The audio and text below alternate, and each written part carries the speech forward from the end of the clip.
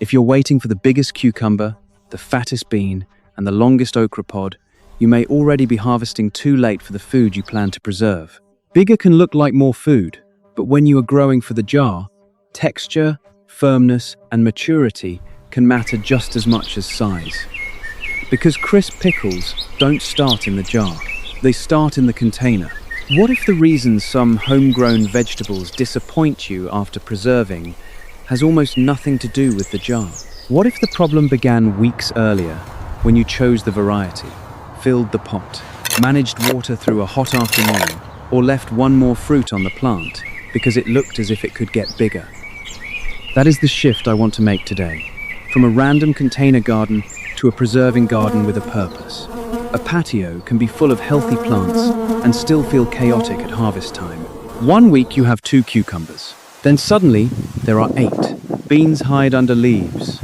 Radishes sit underground because they seem easy. Peppers change color while you are busy with something else. By the time everything reaches the kitchen, the first question becomes, what am I going to do with all of this? That question is coming too late. A better question happens before planting. What job does this container have? Maybe one pot is growing small cucumbers for pickling. Another gives you quick radish harvests in small batches. A deep container is dedicated to carrots. One compact cabbage gets an entire pot because you already know what you want to do with that dense head. When every container has a job, you stop asking only, is the plant alive? And start asking, is the crop at the stage I planted it for? That changes which varieties make sense, how much root room you give them, whether you sow everything on the same day, and when you harvest. If you are growing for preserving, the biggest cucumber may not be the cucumber you want. The longest okra pod may be the one you should have picked earlier. The bean that looks impressive from across the patio may already have swollen seeds inside. And one of these crops can change texture simply because you skipped checking the plant for a little too long. So we are going to walk through 15 container crops that earn their place in a small preserving garden. For each one, we are asking why it deserves the space, what growing decision matters most, what mistake can reduce harvest quality, and what visual clue tells you to stop waiting. Near the end, we will put all 15 crops into one simple harvest rhythm. You will see which containers reward frequent checking, which roots can come out in smaller batches, and which plants are building toward one larger payoff. The best place to begin is the crop almost everyone associates with the pickle jar. But even cucumbers can teach us the wrong lesson about size. Pickling cucumbers seem obvious, and that is exactly why they are easy to take for granted. You see a vigorous vine, a few yellow flowers, and then small green fruit beginning to form. The temptation is to treat every cucumber as if the goal were maximum size. Leave it another day. Let it fill out. Maybe it will be worth more in the harvest basket tomorrow. But first, decide what kind of cucumber you are growing and what you want to do with it. A pickling type is usually a better fit for this job than a long slicing cucumber. In a container, give one plant a roomy pot around 5 gallons is a practical starting point for a compact plant. And more root volume can help a vigorous vine. Add a trellis so the plant climbs instead of sprawling across the patio. The support is not only about saving space, it also makes the fruit easier to see. That matters because cucumbers are excellent at hiding behind leaves. During heavy production, a fruit you miss can move well beyond the stage you wanted. Check the vine from more than one side. Lift the leaves. Look near the base and along the trellis. When you are growing for dill-type pickles, firm cucumbers around 4 inches are a recognized target size in tested preservation guidance, although the variety and recipe you follow still matter. Now think about water. Once a container cucumber is flowering and setting fruit, repeated swings from very dry to heavily soaked are not the kind of rhythm you want. Check the potting mix with your fingers. When the upper layer has dried and the root zone needs water, soak the container thoroughly until excess water can drain. Then check again rather than watering by habit on a fixed clock. The mistake is simple, leaving a good fruit because bigger feels like more food. Pick one cucumber at the stage you planned for, then compare it with a fruit that stayed on the same vine much longer. Same plant, same sunlight, same container, different harvest decision. The younger fruit is not better in every possible use, but for the preserving goal you chose, it may be the better fit. And harvesting does something else useful. It forces you to look closely at the vine. You notice new flowers. You notice a leaf beginning to yellow. You notice the small fruit that would have been hidden until next week. In a preserving garden, checking the crop is part of the harvest system. But the next plant creates almost the opposite problem. Instead of waiting weeks for a large fruit, you can miss the stage you want because a fast root stayed underground a little longer than planned. Radishes are the crop people plant when they want a quick win. And that reputation can make them surprisingly easy to forget. The tops look green, the pot seems fine, and because the plant has not demanded much attention, you keep walking past it. For most radishes, you do not need a giant container.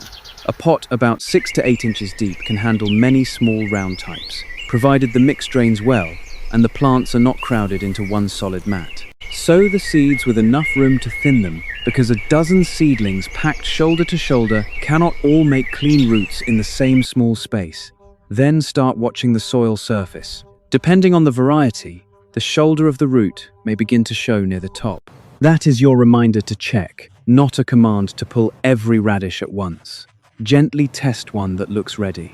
If it has reached the stage you want, harvest it and leave smaller roots a little more time. This is where a preserving plan helps. Instead of treating one pot as a single all-or-nothing harvest, you can pull a few roots for a small batch and keep checking the rest. Better yet, sow a modest amount, then another small group later. The goal is not to create a mountain of radishes on one afternoon, unless you already have a reason for that mountain. Fast does not mean forgettable. A quick crop still needs a harvest decision, and radishes reward speed in a way the next crop does not. Carrots ask for more patience, but healthy leaves will not tell you whether the root below them has enough room to grow well. Carrots move the entire conversation below the soil. You can look at a pot of feathery green leaves and feel confident, while the real harvest is developing where you cannot see it. That is why the container decision matters before the seed goes in. Do not choose a pot by the word carrot alone. Choose it for the root type you are growing. A shorter round or stubby carrot can work in a shallower container, while a long-rooted variety needs more depth. For many standard carrots, a container roughly 12 inches deep gives useful room. But the root length listed for the cultivar should guide you. A deep pot with only 6 inches of usable mix is not a deep carrot container, and a tall container does not solve the problem if the growing medium is dense and compacted. Use a loose container mix and break up large clumps before sowing. Carrot seedlings are small, so it is easy to scatter too many seeds and promise yourself you will thin later. Then, later arrives. The seedlings are touching, and you do not want to pull any of them. That hesitation costs root space. Thin while the plants are still young, so the remaining roots have room to develop. Moisture also matters because the top of a container can dry quickly. Keep the seed zone from drying out during germination, then water in a way that reaches the root zone as the plants grow. Again, this is not about giving the pot a ceremonial splash every morning. Check it. Water thoroughly when needed. Let drainage work. When harvest approaches, look at the crown or shoulder of the carrot near the soil surface if the variety exposes it. You are not waiting for every root to become enormous. Pull one that appears to be at the stage you want and inspect it. That single carrot tells you more about the pot than staring at the leaves for another week. For preserving, uniform younger roots can be easier to prepare than a collection of giant, twisted carrots, depending on the recipe you plan to use. That does not mean small is always superior. It means your harvest goal should decide when ready feels ready. And once you start thinking about the crop below the soil, the next plant gives you 2 edible parts to watch at the same time. Beets are easy to describe as a root crop, but that description makes you ignore half the plant. The swollen root is the preserving star, yet the leaves are edible too. In a small container garden, that matters because every square foot should be doing clear work. Use a pot around 10 to 12 inches deep for many beet varieties, and give the plants real spacing after germination. What looks like one beet seed can produce more than one seedling, so thinning deserves attention. If several plants remain jammed together, the roots compete in the same small zone. The same purpose-first thinking applies to harvest. You do not need to leave every beet in the pot until it becomes the largest root the plant can possibly make. Watch the exposed shoulder when it is visible. Check the size against the preserving use you planned. Pull selected roots as they reach that stage and allow smaller neighbors more time when spacing permits. The greens can also remind you to inspect the whole plant instead of staring only at the root. Remove damaged leaves, watch for pests, and use healthy greens in the kitchen when appropriate, without stripping the plant so heavily that root growth suffers. For pickled beets, a reasonably uniform batch is convenient to prepare. That is a practical reason to think about spacing and harvest stage from the beginning. You are not growing for a vegetable contest. You are growing for a job. Beets make you watch two parts of one plant. Turnips introduce a different idea. Sometimes the smartest harvest plan is to avoid creating one giant harvest in the first place. Turnips can fit beautifully into a preserving garden because they give you a chance to control the flow of the harvest before the roots even form. The simplest tool is succession sowing. Imagine you have one broad container. It is tempting to sow every turnip seed you want on the same afternoon because the pot is empty and the packet is in your hand. But if those plants grow at roughly the same pace, you have also scheduled one large harvest for roughly the same period. Instead, sow a smaller section or a modest number of plants, then repeat later if your season and climate allow. Even a gap of a week or two between small sowings can spread the work more than one dense planting. The exact timing depends on your weather and variety, but the principle is simple. Plant in waves when you want harvests in waves. Give the roots enough spacing and use a loose, well-drained mix. Keep growth steady. As the roots size up, inspect the shoulders near the soil and test selected plants, rather than waiting for the entire container to announce one perfect harvest day. This is where the garden starts becoming a schedule. You are not reacting to whatever appears in the basket. You are influencing when the basket fills. And the next crop makes harvest timing unusually visible. It looks almost as if someone placed a root vegetable on top of the soil. Kohlrabi is one of the best visual resets in a container garden. The round, swollen stem sits above the soil, with leaves rising from it at odd angles. It looks like a root crop that forgot where roots are supposed to grow. That swollen stem is exactly why the plant teaches harvest timing so clearly. You can watch it expand. You can compare one plant with another. And you can also make the familiar mistake of thinking, it is getting bigger, so I should keep waiting. Choose a container with enough width for the leaves and enough depth for a healthy root system. A pot around 12 inches deep is a practical starting point. And one compact plant needs breathing room rather than being squeezed among several neighbors. Keep the growing mix evenly managed instead of letting the pot repeatedly become bone dry. Then use the cultivar description as your size guide. Many kohlrabi types are harvested while the swollen stem is still relatively modest rather than after it becomes oversized. The goal for pickling is often a tender, dense stem that slices cleanly. Waiting for a dramatic, giant bulb-like stem can work against that texture. Run your hand over the stem, look at its size. Compare it with the expected harvest size for the variety. This is a crop where the visual clue is sitting in front of you. Notice what is happening to this patio now. We started with vegetables. We are beginning to see decisions about size, timing, and when the kitchen actually needs the harvest. Radishes taught speed. Carrots taught root space. Turnips taught harvest waves. Kohlrabi is teaching us to stop waiting just because the plant is still capable of getting larger. But the next plants change the rhythm completely because their harvest can hide behind leaves while you are still waiting for it to get bigger. Bush green beans are valuable in containers because they can give you repeated harvests without the large trellis system used for vigorous pole beans. But the plant has a habit that changes how you need to watch it. It hides the crop. The leaves overlap. Pods hang behind stems. A bean that was invisible from the front of the pot can be obvious from the back. If you glance at the plant once and decide there is nothing to pick, you may be leaving several pods to age. Give bush beans a broad container with good drainage and enough room for several plants without turning the pot into a solid wall of stems. Around 8 to 10 inches of soil depth can work for many bush types, but width is important because you are growing a cluster of plants. Give them strong light and avoid turning the feeding program into a race for the darkest, biggest foliage. The point is flowers and pods, not just a beautiful mound of leaves. Once pod production begins, use your hands. Part the foliage. Check low on the plant and along the inner stems. Look from more than one side. During a strong flush of production, frequent checking matters because the difference between a tender pod and an older pod may happen while you are focused on another container. For pickled beans, many gardeners are looking for straight, tender pods that fit the preparation they have planned.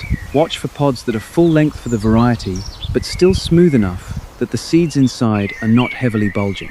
Snap or cut them carefully so you do not damage the plant. The common mistake is waiting because a thicker bean feels like a larger harvest.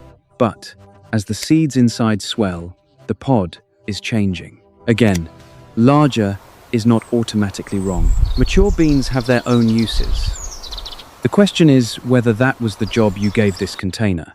And this is where the garden reveals a new problem. The crop may be ready even when you are not. The next plant makes that lesson much harder to ignore. Okra is the answer to the open loop from the beginning.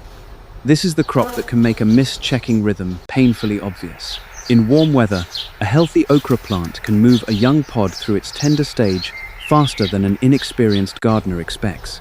You see a small pod, decide it can wait, and then return after a busy stretch to find something much longer and firmer. The plant did not fail. It kept growing. The problem is that your schedule and the crop's schedule stopped matching. For a container, choose a compact okra variety when space is tight, and give each plant serious root room. A 5-gallon container for one plant is a practical minimum starting point for many compact types, and a larger pot can provide a more stable moisture reserve in hot weather.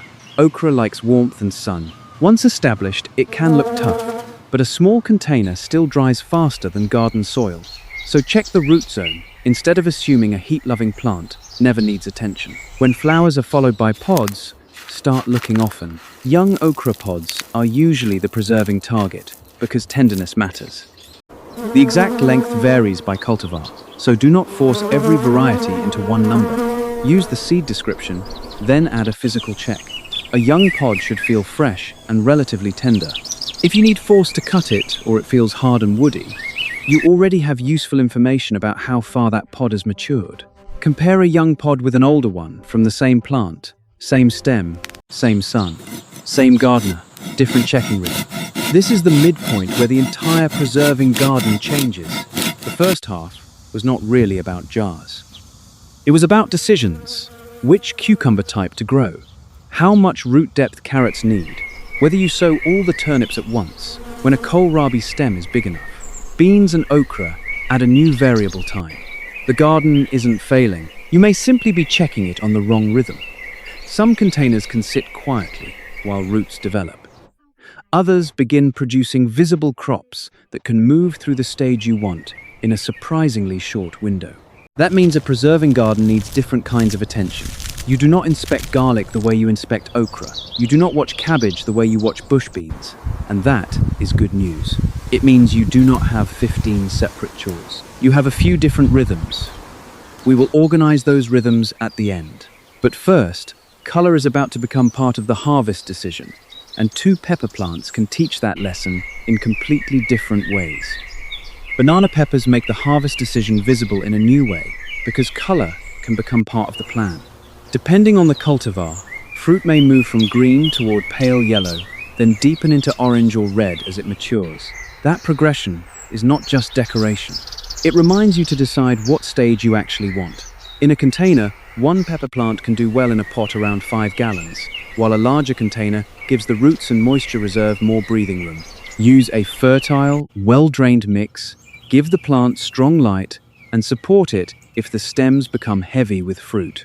Then ask the purpose question before you pick. What do you want this pepper to become? For a crisp, pickled pepper, you may prefer fruit at a particular color and firmness. Another preserving recipe may call for a more mature stage. The answer is not always harvest banana peppers when they are yellow. The answer is to know the cultivar and match the harvest to the tested recipe or preparation you plan to use. Gardeners often let peppers hang because the plant looks beautiful and the fruit is still changing. But preserving gives you a reason to stop admiring and start deciding. Check the skin. Check the firmness. Look at the color stage. Harvest the fruit you need and leave the rest if they are still moving toward another planned use. One plant can give you several harvest moments rather than one dramatic clearing of every pepper. The next pepper raises the same question. But now, maturity can change more than color. Jalapenos are familiar enough that many gardeners think they already know when to pick them, when they look like jalapenos. But a green jalapeno and a fully mature red jalapeno are different harvest stages from the same kind of plant, and your preserving goal should help you choose between them. Give one plant a roomy container again. Around 5 gallons is a useful starting point, and make sure excess water can leave the pot. In hot summer weather, check moisture often, because peppers in containers can dry faster than the same plants in the ground. If the plant becomes top-heavy, a simple stake can keep branches from bending under the fruit. Now, look closely at the peppers. Size alone is not enough. Color, firmness, and the stage of maturity matter. Green fruit is commonly harvested for pickled jalapeno slices. If you leave fruit longer, many cultivars mature toward red. Flavor and heat can vary with genetics and growing conditions, so do not promise yourself that every red pepper will be dramatically hotter or every green one mild. Use the stage as a maturity clue, not as a guarantee. This crop returns us to the central lesson. Preserving changes how you look at maturity. You are no longer asking, "Can I pick this?" You are asking, "Is this the stage I planned to preserve?" That is a much more useful question. Peppers make the harvest visible. The next crop asks you to read the plant itself before you pull anything from the soil. Red onions are a good reminder that not every bulb in a container has to become a giant storage Houston. If the job is pickling or using smaller bulbs in preserving, the harvest target may be different from the target of a gardener trying to grow the largest onion possible. Use a container at least 8 to 10 inches deep, with more width if you are growing several plants. Give the bulbs spacing instead of packing, starts together so tightly that none of them has room to expand. Keep the mix loose and well drained, and give onions strong light. Then watch the plants, rather than relying on hope. If you are growing onions to full bulb maturity, the tops eventually begin to bend and fall as the plants finish. That is a different stage from harvesting smaller onions earlier for a specific kitchen use. Your plan matters. For a preserving garden, this can be useful because you can intentionally choose varieties and spacing that fit your purpose. When you pull onions, handle the bulbs gently. If you intend to cure some for storage, that is its own process and deserves proper drying conditions. If you intend to use them in a tested pickling recipe, plan around that instead. The important point here is not to mix every preserving goal into one vague word, and from one bulb crop we move to another. Garlic forces you to think much farther ahead before that container ever pays you back. Some containers ask you to look at them every few days. Garlic asks you to remember why you planted it months earlier. That slower rhythm is exactly why it belongs in this garden. Garlic is not a crop you plant on a Saturday and start checking for harvest the following month. In many parts of the United States, gardeners plant garlic in fall for harvest the following year, although timing changes with climate and region. In milder areas, the seasonal pattern can be different. Follow local extension guidance for your area rather than forcing one national calendar onto every patio. For containers, start with individual cloves from garlic suited to planting. Use a pot around 12 inches deep or more with excellent drainage. Space the cloves several inches apart so each plant has room to form a bulb. Plant with the pointed end up. In cold regions, the container may need extra winter protection because roots in pots are more exposed to freezing temperatures than roots in the ground. Then, be patient. Keep weeds out. Manage moisture. Let the leaves do their work. As harvest approaches, watch the foliage. Garlic is commonly lifted when several lower leaves have browned while upper leaves still retain green. Do not wait until every leaf is completely dead and the bulb has been forgotten in wet soil. Lift a test bulb and inspect it before harvesting the whole container. Garlic also expands the meaning of preserving. It can be an ingredient in tested pickle recipes, but home-preserved garlic products require care. Do not invent oil storage methods or room temperature shortcuts. Use tested food preservation guidance for the product you are making. The gardening lesson is simpler. Some containers reward frequent attention.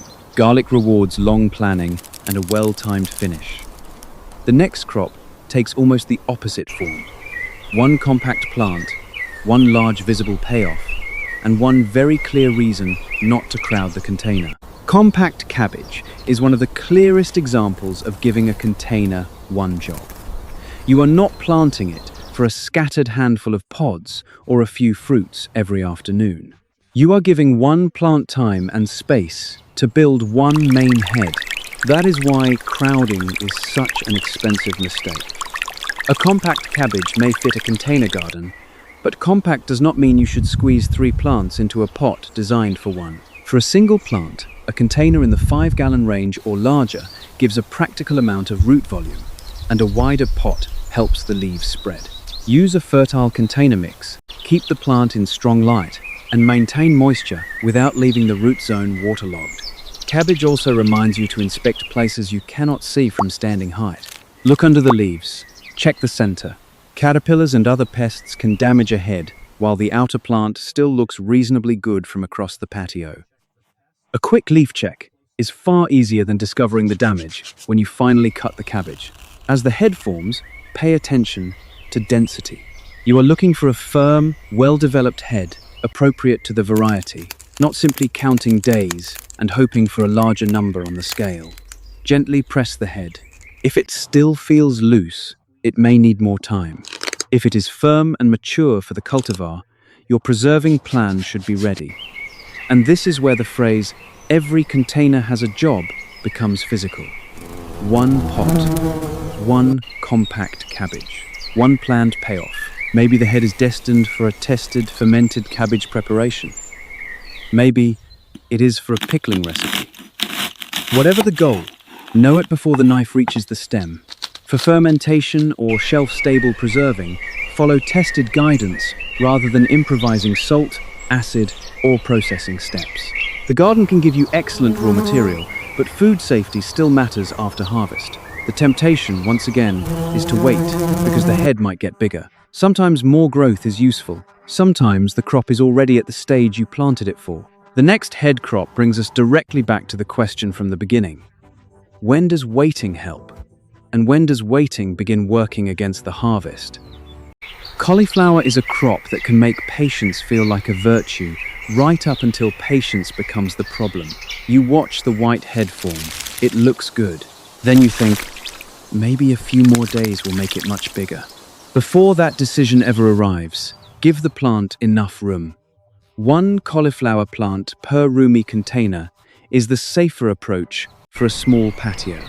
A pot around 5 gallons or larger can work for compact cultivars, though bigger varieties need more root volume. Use fertile, well-drained mix. Give the plant steady moisture, and remember that cauliflower generally prefers cooler growing conditions than okra or peppers. In hot climates, seasonal timing matters more than trying to force the plant through extreme heat. As the head develops, stop looking only at diameter. Look at the surface. The curds should be tight and compact. When they begin separating or becoming loose and rice-like, the head is moving beyond the stage many gardeners want for firm texture. That is the harvest clue. You are not cutting because you are impatient. You are cutting because the crop has reached the stage you planned for. For pickled cauliflower, a firm, tight head gives you solid florets to work with. Again, follow a tested preserving recipe for the actual jar, especially when the product is intended to be shelf-stable. Cauliflower completes a circle we started with cucumbers. The plant is still capable of changing after the best stage for your purpose. That does not mean the crop suddenly becomes worthless. It means still growing and still improving for my goal are not the same thing. And our final crop changes the meaning of the entire garden, because not everything you grow for preserving needs to become a pickle. A compact determinate tomato belongs at the end because it opens the door wider. A preserving garden does not have to mean 15 jars of vegetables sitting in vinegar. Determinate tomatoes are useful in a small space plan because many varieties grow to a more contained size and produce much of their crop in a more concentrated period than indeterminate vines. That can help when you are planning a preserving project, although the exact pattern depends on the variety and growing conditions. Give one plant serious root room. A 5-gallon container is a common minimum starting point for compact tomatoes, but a larger pot often makes moisture management easier. Add a cage or stake early, before the plant is heavy with fruit. Use a well-drained potting mix and check moisture regularly. Tomatoes in containers can react badly to dramatic wet-dry swings, so do not wait for collapsed leaves before remembering the watering can. Then decide what kind of preserving you are planning. Are you harvesting ripe tomatoes for sauce? Using them in a tested crushed tomato recipe? Making a tested salsa? The answer changes which variety is useful and how you group the harvest. This is also where food safety accuracy matters. Tested tomato canning recipes may require added acid and specific processing. Do not improvise a shelf-stable tomato product from a casual internet ratio. Use current, tested guidance from a trusted preservation source. But notice what that safety note reveals about the garden. The lesson is not vinegar. The lesson is planning. We started with cucumbers because the jar was obvious. The tomato shows us that preserving is a larger idea. The job of a container might be crisp pickles, fermented cabbage, pickled peppers, a tested tomato sauce recipe, or a small batch you refrigerate and use soon. Know the destination before the harvest becomes an emergency on the kitchen counter. A compact determinate tomato also changes the timing question. If much of the crop arrives in a concentrated flush, have the recipe, containers, and kitchen time ready before peak ripening. The plant may be producing exactly as expected while you feel overwhelmed. That is not a growing failure, it is a planning mismatch. Now, the final crop has a job. So let's put all 15 containers into one simple rhythm, because a preserving garden should not feel like 15 separate chores. Start with the containers that reward frequent checking. Pickling cucumbers, bush green beans, and okra belong here. During active production, these plants can move a crop through the stage you want while you are looking somewhere else. Peppers join this rhythm when you care about a particular color or maturity stage. Walk past these containers slowly. Lift a cucumber leaf. Look behind the bean plant. Check the newest okra pods. Scan the peppers for the stage you planned. You are not inspecting the garden every hour. You are simply giving fast-moving crops more attention than slow ones. Then there are the crops you can pull in smaller batches. Radishes, carrots, beets, turnips, and kohlrabi can often be checked plant by plant. Succession sowing makes this group easier. Instead of creating one giant root harvest, you create waves. Pull a few, inspect the size, and let smaller plants continue when spacing and the crop allow. A basket does not need to be full to be successful. A small batch harvested at the stage you wanted can be more useful than a huge batch harvested because everything became urgent. Next, come the containers building toward a main harvest. Garlic has a long seasonal rhythm. Red onions move toward a chosen bulb stage. Compact cabbage is building one dense head. Cauliflower is forming one main head that asks you to watch tightness instead of chasing endless size. These are not pots you inspect for a new pod every afternoon. Watch development, remember the goal, and prepare before harvest arrives. Then tomatoes remind you to preserve by purpose. Before you plant, ask what the crop is for. Before you harvest, ask what stage suits that purpose. Before produce reaches the kitchen, know whether you are using a refrigerator method, fermentation, freezing, drying, or a tested shelf-stable canning recipe. The gardening plan and preserving plan should meet before the basket is overflowing. Look at the patio again. At the beginning, it was a collection of vegetable pots. Each plant was growing, but the harvest had no clear destination. Now, the cucumber has a job. The radishes have a rhythm. Carrots have the depth they need. Turnips are planted in waves. Beans and okra are checked for tender pods. Peppers are harvested by purpose. Garlic is a long-term container. Cabbage and cauliflower are building toward planned payoffs. Tomatoes widen the idea beyond pickles. Now the harvest does not look like a pile of vegetables you need to rescue before they spoil. It looks like a plan. It is not that 15 pots will magically fill a pantry for an entire year. Containers still dry out. Pests still appear. Weather still changes. The advantage is clarity. You know why each crop is taking up space. You know which plants deserve frequent checking. You know which roots can come out in smaller batches. You know when the desire for bigger may work against the stage you wanted. The preserving method deserves the same planning as the garden. For shelf-stable canning, pickling, and fermentation, use tested, up-to-date guidance from trusted sources rather than inventing acid, salt, or processing times. The best preserving garden is not necessarily the garden with the most plants or the heaviest harvest. It is the garden where you know why each crop is growing, what stage you are waiting for, and what that harvest will become before it reaches the kitchen. Give every container a job before you plant. Grow for the jar, not just for the harvest basket. Which of these 15 crops would get the first container in your preserving garden? If practical container gardening is the kind of gardening you want more of, subscribe and keep growing with me.